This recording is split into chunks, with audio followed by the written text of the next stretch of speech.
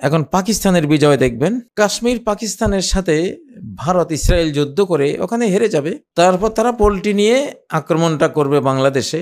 দিন শেষে পাক ভারত যুদ্ধ কিন্তু গড়াবে বাংলাদেশ ভারত যুদ্ধ, কারণ এদের মূল টার্গেট হলো মুসলিম নিধন। সে মুসলিম বাংলাদেশের হোক, পাকিস্তানের হোক, আর ফিলিস্তিনের হোক, আর সেটা ইরাকেরই হোক, সেটা লিবিয়ার হোক, আফগানিস্তানের হোক, মুসলিম হলেই হলো। তো আজকে শিরোনামটা দেখতে পাচ্ছেন, মুসলিম হত্যাকারীরা অভিশপ্ত, অভিশপ্তদের পরাজয় ও ভয়াবহ পরিণতি দেখতে থাকুন। যেমনটা আমরা বলতেই ছিলাম, ইনশাআল্লাহ এখন দুর্বলরা বিজয়ী হবে। হীনবল করে রাখা হয়েছে তাদেরকে। বিশ্বের মোড়লরা, স্বার্থান্বেষী, কায়েমি স্বার্থবাদীরা, পরাশক্তিরা, বৃহৎ শক্তিরা এই মুসলিম উম্মাকে দুর্বল করে রেখেছিল, দাবিয়ে রেখেছিল। তাদের ক্ষমতার বোলডোজারের নিচে তাদেরকে নাস্তানাবুদ করতেছিল। এখন দিন আল্লাহ পাল্টে দিয়েছেন। এখন পাকিস্তানের বিজয় দেখবেন। কাশ্মীর পাকিস্তানের সাথে ভারত ইসরায়েল যুদ্ধ করে ওখানে হেরে যাবে, তারপর তারা পোল্টি নিয়ে আক্রমণটা করবে বাংলাদেশে। ব্যাপার হলো, আমাদের বাংলাদেশের মানুষেরা বাংলাদেশ আক্রান্ত হওয়ার বিষয়টা এখনো সিরিয়াসলি নিচ্ছেন না। এই সিরিয়াসভাবে না নেওয়ার কারণে, গুরুত্ব সহকারে এই বিষয়টি না দেখার কারণে, বাংলাদেশ যখন আক্রান্ত হবে তখন আক্রান্ত হওয়া থেকে কমপক্ষে 2 মাস লেগে যাবে তার উঠে দাঁড়ানোর জন্য, ভারতের বিরুদ্ধে তুর্কি বতর্কি যুদ্ধ করার জন্য।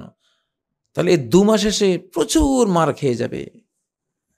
2 মাসে বহু কোটি মানুষ বাংলাদেশে মারা পড়বে বাংলাদেশের অবহেলার কারণে। উচিতটা ছিল এক্ষুনি পূর্ণ সামরিক প্রস্তুতিতে থেকে যাওয়া, একেবারে বিশেষ করে আকাশ প্রতিরক্ষা। একটা পাখি উড়লেও যাতে আমাদের রাডারকে সে অতিক্রম করতে না পারে। এখানে যে কোনো জিনিস, বিশ্বের সর্বশ্রেষ্ঠ আকাশ প্রতিরক্ষা ব্যবস্থা আমাদের চট্টগ্রামে থাকা উচিত। যাই হোক, দিন শেষে পাক ভারত যুদ্ধ কিন্তু গড়াবে বাংলাদেশ ভারত যুদ্ধে। বাংলাদেশ ভারত ইসরায়েল, ভারতকে চালাচ্ছে। তো এটা পাকিস্তানে নাটকটা ঘটানো হয়েছে, কারণ সেখানে সন্ত্রাসের অনেক অভিযোগ দিয়ে তারা অনেক বিশ্ব মুরব্বীদের মন কাটতে পেরেছে, অনেক কিছু করতে পেরেছে।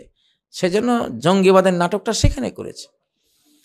হ্যাঁ, বাংলাদেশে করলে এটা কেউ খাবে না, এটা কেউ বিশ্বাস করবে না, কিন্তু সেটা ঘুরিয়ে এনে ফেলা হবে এখানে। কারণ এদের মূল টার্গেট হলো মুসলিম নিধন।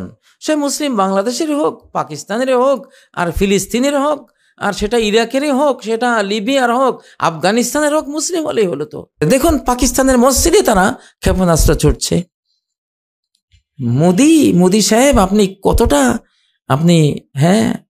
আপনি এখন কি বলবো, আপনারা এখন শান্তি বাহিনী, আপনারা না, কত বড় সন্ত্রাসী আপনারা কত বড় সন্ত্রাসী। নিজেরাই নিজের জাতি অন্য জাতির মানুষকে খুন করে সে খুনের দায় অন্যের উপরে চাপিয়ে আবার সেই অন্যদের সেই অন্য কারা, পাকিস্তান মুসলিম একটা দেশ, সেখানে মসজিদে, সেখানে মাদ্রাসায় মারছেন। বলছেন কি, আমরা জঙ্গিবাদীদের আস্তানায় আমরা আক্রমণ করেছি। একটু ধৈর্য ধরুন। জঙ্গিবাদী যে আপনারা, আলা ইন্নাহুম হুমুল মুফসিদুন ওয়ালাকিন লা ইয়াশউরুন, আল্লাহ বলছেন এরা শান্তির পক্ষে, এ অশান্তি সৃষ্টিকারী হায়নারা, এরা দাবি করে, কত বড় জ্ঞান পাপী অভিশপ্ত, এরা দাবি করে যে এরা নাকি কিনা কয় শান্তির পক্ষে। আল্লাহ বলছেন আলা ইন্নাহুম হুমুল মুফসিদুন, জেনে রাখো এরাই অশান্তি সৃষ্টিকারী, ফাসাদ সৃষ্টিকারী, অর্থাৎ সন্ত্রাসী, জঙ্গি, সব হলো এরা। ওয়ালাকিন লা ইয়াশউরুন, কিন্তু এদের অনুভূতি নেই।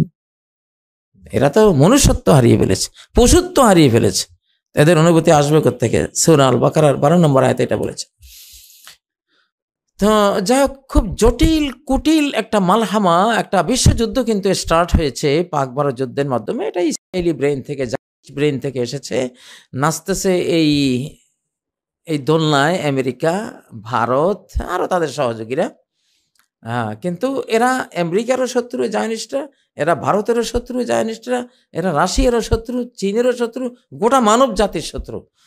তো এরা এরা এদের এদের কাজই হলো, এদের সংখ্যা যেহেতু পৃথিবীতে আল্লাহ কমিয়ে দিয়েছেন 1,40,00,000 মাত্র, তাহলে শত শত কোটি যেসব জনসংখ্যার জাতি আছে, এদের চক্ষুসুর হলো তারা। সেই জন্যই এরা খুনের জন্যই এই যুদ্ধের এখানে উপস্থাপনা এরা করছে, এদেরই ব্রেন থেকে এটা আসছে। তো যাক, আমার এখানে শিরোনামটা দেখতে পাচ্ছেন, এরা তো অভিশপ্ত, সাথে যেই হিন্দুত্ববাদীরা মুসলিম হত্যা করছে এরা অভিশপ্ত। এর দলিল হলো সূরা আন-নিসার 93 নম্বর আয়াত, ওয়ামাই ইয়াকতুল মুমিনান মুতাআম্মিদা, যে ব্যক্তি বা যারা হত্যা করবে একজন মুমিনকে মুতাআম্মিদান, স্বেচ্ছায় সুপরিকল্পিতভাবে, তার 5টি শাস্তি। 1, জাযাউহু জাহান্নাম, তার প্রতিদান হলো জাহান্নাম। 2, তার শাস্তি হলো খালিদান ফিহা, চিরস্থায়ী সে সেখানে থাকতে হবে। 3, ওয়াগাদিবাল্লাহু আলাইহি, আল্লাহর গজব পতিত হয়েছে তার উপর। 4, ওয়ালানাহু, আল্লাহর অভিশাপ, লানত তিনি দিয়েছেন তাদেরকে। ও আ'আদ্দালাহুম আযাবান আযীমা, 5, মহা শাস্তি তাদের জন্য নির্ধারণ করে রেখেছেন। আচ্ছা, তাহলে এখানে লানাহু, তাহলে এরা যারা মুসলিম হত্যাকারী তারা কি মালউন, তারা অভিশপ্ত। আচ্ছা, অভিশপ্তদের রেজাল্ট কি? অভিশাপ, আল্লাহর অভিশাপ পড়লে সেই জাতির অবস্থা কি হয়? দেখুন সূরা আন-নিসার 52 নম্বর আয়াত, উলাইকাল্লাযীনা লা'নাহুমুল্লাহ, এরাই তারা যাদেরকে আল্লাহ লানত করেছেন। ওমাই ইয়ালআনিল্লাহু ফালান তাজিদা লাহু নাসীরা, আল্লাহ যাকে লানত করবেন তার কোনো সাহায্যকারী তুমি খুঁজে পাবে না। সূরা আন-নিসা 52 নম্বর আয়াত। আচ্ছা, তো যাকে আল্লাহ লানত করে তার প্রকৃত কোনো সাহায্যকারী নেই। এই যে রাফালের কি দুর্গতি হয়েছে দেখুন, এই যে রাফাল 2-3টা মার খেয়েছে, ভূপাতিত হয়েছে, রাফাল কোম্পানির মার্কেট ধ্বংসের দিকে চলে যাবে, শেষ পর্যন্ত দেউলিয়া। অতএব এটা এখন ঘটবে। সেজন্য দিন যতই যাবে কিছুতেই ভারত বিজয় হবে না ইনশাআল্লাহ। আপনারা ধরে রাখেন এটা জিরো। এটা দিন যত যাবে তারা ডাউনে যাবে, দিন যত যাবে মুসলিম উম্মাহ ইনশাআল্লাহ তারা বিজয়ে যাবে, তারা এগিয়ে যাবে, তারাই আগামী বিশ্বের নেতৃত্ব দেবে আল্লাহর হুকুমে। আল্লাহ তাআলা তাদেরকে চুজ করেছেন, তাদেরকে মনোনীত করেছেন। আল্লাহর এই পৃথিবীটা এসব শয়তানরা নষ্ট করে দিয়েছে, নাপাক করে দিয়েছে। বিগত 100 বছরে, একটি শতাব্দীতে পৃথিবীর প্রতিটি ঘরকে তারা অপবিত্র করে দিয়েছে, মানুষের বেডরুম পর্যন্ত নাপাক করে দিয়েছে। স্যাটেলাইটের মাধ্যমে দুনিয়ার সমস্ত নোংরামি, অসভ্যতা, বেহায়াপনা, জিনা, ব্যভিচার এবং হেন অপকর্ম নাই যেটা তারা করে নাই, সারা বিশ্বে ছড়িয়ে দেয় নাই। তো এইসব অপবিত্রতা থেকে তো পৃথিবীকে আল্লাহ তাআলা পবিত্র করবেন, সে দায়িত্ব আল্লাহ মুসলিমদেরকে দিয়েছেন। এখন মুসলিমদেরকে যারা সাহায্য করবে, তাদের হেল্প করবে, তাদের ব্যবসার উন্নতি হবে, তাদের দেশ ভালো হবে, তারা ভালো হবেন, তাদের আয় উন্নতি সব বেড়ে যাবে। এরা এখন পাকিস্তান কাশ্মীরে একটা নাটক তারা জমিয়েছে, টার্গেট কিন্তু বাংলাদেশ।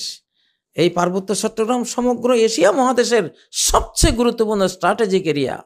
এখানে বসা মানে গোটা এশিয়া মহাদেশ তার হাতে, এটা এরা জানে, ভালো করে জানে। বাংলাদেশের কোনো ভয় নেই, আরাকান আর্মিকেও কোনো ভয় নেই, জান্তাকেও কোনো ভয় নেই, এবং তাদেরকে হেল্প করতে যারা আসবে তাদেরও কোনো ভয় নেই। কারণ এদের সবাই এখন পতনের শতাব্দী শুরু হয়েছে, এরা পতনের দিকে যাবে। কারণ পতনের দিকে কেন যাবে? এখন মজলুম দুর্বলদের সাথে রব্বুল আলামিন